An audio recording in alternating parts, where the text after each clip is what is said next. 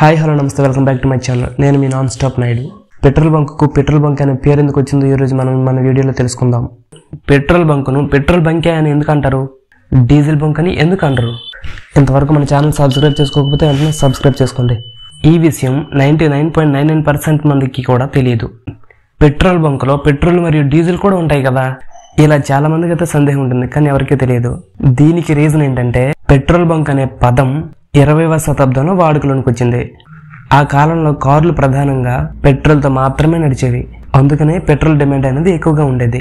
So petrol సరఫరా చేసే కేంద్రాలను పెట్రోల్ స్టేషన్స్ లేదా పెట్రోల్ బంక్స్ అని పిలిచేవారు.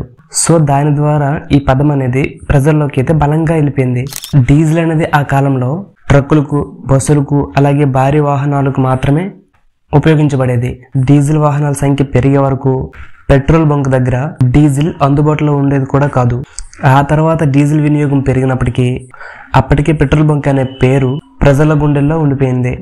అందువలన ఆ పేరును మాత్రమే ఎక్కువగా ఉపయోగించేవారు అనమాట. ఇంకా పెట్రోల్ బంక్ అనే పేరు కూడా చాలా చిన్నది అవ్వడంతో చాలా సింపుల్ గా పలకొచ్చు కదా, పేరు అనేది అందరికీ చాలా సులభంగా అర్థమవుతుంది.